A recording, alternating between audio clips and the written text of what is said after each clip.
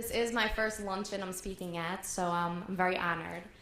Mental illness started affecting my life when I was just 5 years old.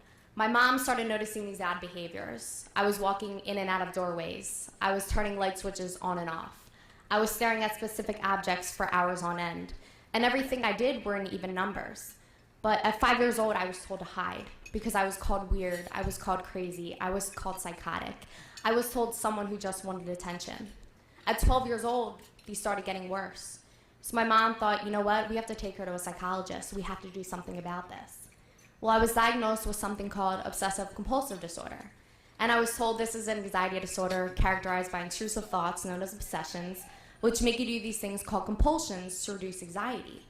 But at that point in 8th grade, at 12 years old, I had no idea what this meant. And I didn't know I had a voice. I didn't know I had a voice to say, hey, what does this mean? The only thing I personally knew was, you know what? I have a thought in my head, and the thought is that someone's gonna die, or I'm gonna die, or something bad will just happen. That thought would turn into an obsession, to the point where I was in school and I could not pay attention, because all I could think about was stopping those bad things from happening. I got physical pain, to the point where my stomach hurt so bad I couldn't eat, my chest hurt so bad I couldn't breathe, and I had pins and needles in my arms and legs. And I felt so different, being called names, now in 8th grade, having people notice what I'm doing. I had to transition to high school. Already, these people are making fun of me. And I go in high school, I went to a Catholic school. We wore color blouses, blue, yellow, pink, but we also wore white. For some reason, OCD said, if you wear a white blouse, something bad will happen. Well, my mom wanted to prevent me from doing these things. So she made all my color blouses dirty, and I went home and there's a white blouse and it's hanging on my closet door. So I went home and I ritualized. I said, maybe if I put this white blouse on in 2 sets of 20, nothing bad will happen. Well, I went to school the next day. I'm in second period art class. The assistant principal comes over the loudspeaker. 2 planes just hit the World Trade Center.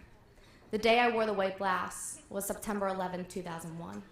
At that point, I just felt worthless. I felt like I killed all those people. I felt like I had no control of my world. And I learned to live with this internal life and this external life. My external life was someone who played sports, someone who smiled all the time, someone who was in every activity at school. But internally, I hated myself. I told myself I was stupid, worthless, annoying, just a mental illness, and then I would be no one. Sophomore year came around, and people started bullying me. I was different. I couldn't be myself. I was supposed to hide these things. I was diagnosed with depression at that time. There was one boy that really would not leave me alone. Every day I saw him, my world was just turned upside down. Unfortunately, one day he had to drive me home. I go to his car, I look through the back window, and there's a smirk. The next thing you know, I'm getting a middle finger to my face.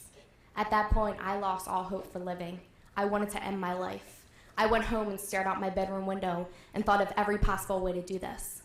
But 20 minutes into this, I heard a creak up my stairs. It was my neighbor who was best friends with that bully. And she said, you know what? It looks like you're upset. Is there something I can do? Again, not knowing I had a voice. But at that point, it was a life or death situation. So I had to speak up. So I told her what I was going through. And the next thing you know, I'm getting rushed in an ambulance to a psychiatric hospital. At that point, I wondered who I was. Am I this external life? Or am I this internal life? But while I was in the hospital, I met these amazing people who said you can be both of those people. You don't have to hide behind that external life. There is hope. There is hope to fight a mental illness. There is hope to take steps. Coming out of the hospital, over the years, I was asked to share my story. And I said, what story? I don't have a story. But after speaking to teachers, they all came up to me and said, I can't believe how much you inspired me. And I sat there and said, no, not me. I'm this person who's worthless. I'm a no one. But I realized that there is hope. There is hope for every single person. And every single person here has a story. And I think we don't realize that at times. We think we have to have this extreme thing wrong with us. But everyone in this room goes through issues. Everyone has things they go through every day, whether you have a mental illness or not. Divorces, breakups, a car accident. These are things we have to learn to cope with. And before, I would hurt myself physically.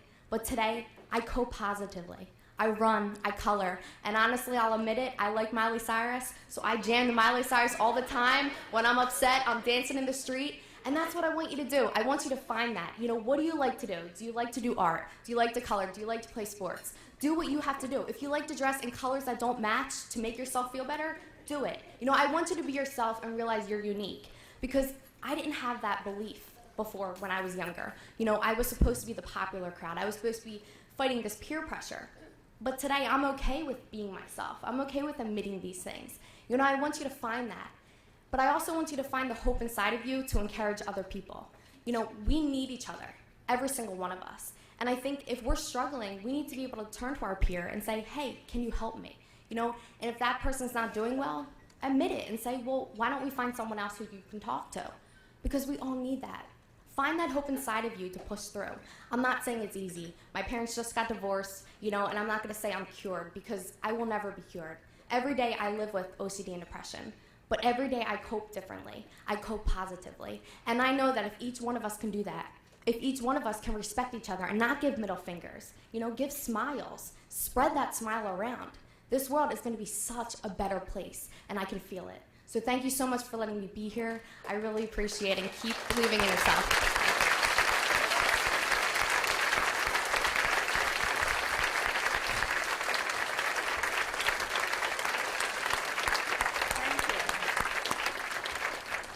Wow, that was wonderful. Both